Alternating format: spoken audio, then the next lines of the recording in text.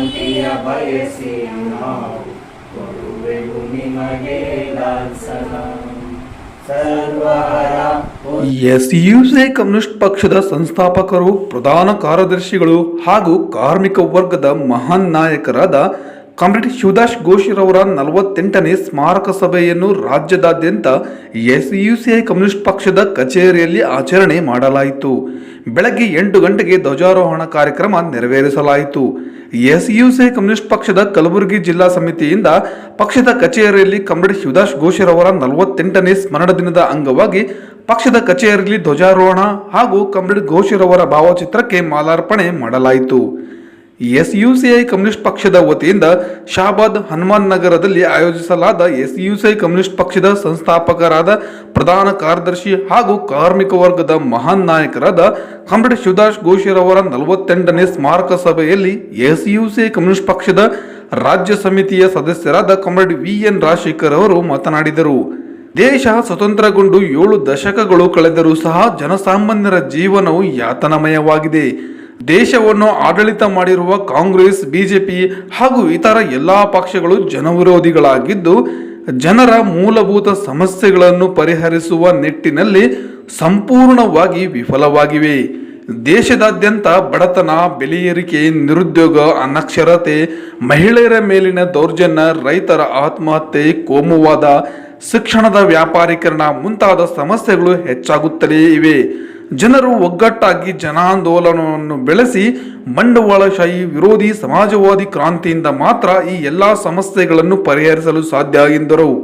ಕೊಪ್ಪಳದ ಸಿಂಪಿ ಲಿಂಗಣ್ಣ ರಸ್ತೆಯಲ್ಲಿರುವ ಎಸ್ಯುಸಿಐ ಕಮ್ಯುನಿಸ್ಟ್ ಪಕ್ಷದ ಕಚೇರಿಯಲ್ಲಿ ಮಹಾನ್ ಮಾರ್ಕ್ಸ್ವಾದಿ ಚಿಂತಕರಾದ ಕಾಮ್ರೇಡ್ ಶಿವದಾಸ್ ಘೋಷ್ರವರ 48ನೇ ಸ್ಮರಣ ದಿನವನ್ನು ಆಚರಣೆ ಮಾಡಲಾಯಿತು. ಪಕ್ಷದ ಸದಸ್ಯರಾದ ಶರಣು ಪಾಟೀಲ್ ಅವರು ಮಾತನಾಡುತ್ತಾ, ಬ್ರಿಟಿಷರು ಭಾರತ ಬಿಟ್ಟು ತೊಲಗಿದ ಮೇಲೆ ನಮ್ಮ ದೇಶಕ್ಕೆ ಸ್ವತಂತ್ರ ಸಿಕ್ಕಿತು ಎಂದು ಎಲ್ಲರೂ ಸಂಭ್ರಮಿಸುತ್ತಿರುವಾಗ, ಈ ದೇಶದ ಸ್ವತಂತ್ರ ಸಿಕ್ಕಿದ್ದು ಬಂಡವಾಳಶಾಹಿಗಳಿಗೆ ಹೊರತು ರೈತ ಕಾರ್ಮಿಕರಿಗಲ್ಲ ಎಂದು ಹೇಳಿ ಅವರು ಎಸ್ಯುಸಿಐ ಕಮ್ಯುನಿಸ್ಟ್ ಪಕ್ಷವನ್ನು 1948ರಲ್ಲಿ ಸ್ಥಾಪಿಸಿದರು.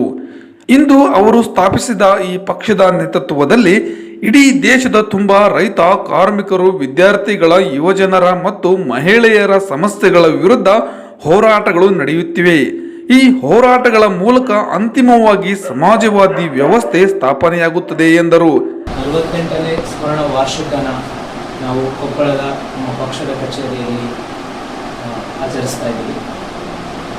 ಕಾಮ್ರೇಡ್ ಶಿವದಾಸ್ ಘೋಷ್ರವರು ನಮ್ಮ ಭಾರತ ಸ್ವಾತಂತ್ರ್ಯ ಸಂಗ್ರಾಮದಲ್ಲಿ ಬಹಳ ಸಕ್ರಿಯವಾಗಿ ಭಾಗವಹಿಸಿ ಅವತ್ತಿನ ಸಂದರ್ಭದಲ್ಲಿ ಬ್ರಿಟಿಷರ ವಿರುದ್ಧದ ಹೋರಾಟದಲ್ಲಿ ಸಕ್ರಿಯವಾಗಿ ಭಾಗವಹಿಸಿದರು.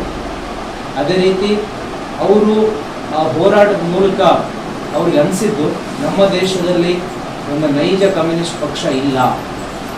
ಬ್ರಿಟಿಷ್ ಹೋದ ನಂತರ ಈ ದೇಶದಲ್ಲಿ ಮತ್ತೆ ಬಡತನ, ನಿರುದ್ಯೋಗ, ಜಾತಿ ಧರ್ಮದ ಸಮಸ್ಯೆಗಳು, ತಾರತಮ್ಯ ಇವು ಮುಂದುವರಿತವೆ.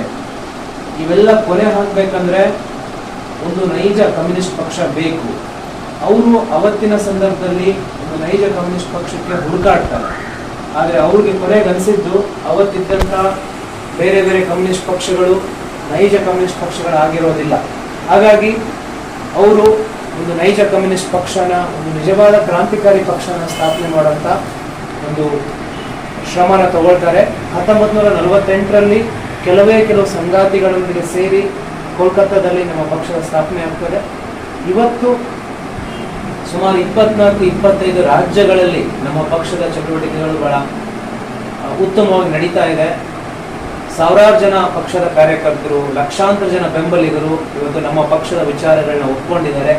ಇದು ಏನು ತೋರಿಸ್ಕೊಡ್ತದಂದ್ರೆ, ಶಿವದಾಸ್ ಘೋಷ್ ಅವರು ಅಂದು ಏನವರು ರಿಯಲೈಸ್ ಮಾಡಿಕೊಂಡ್ರು, ಅರ್ಥ ಮಾಡಿಕೊಂಡ್ರು, ಅದು ಸತ್ಯ.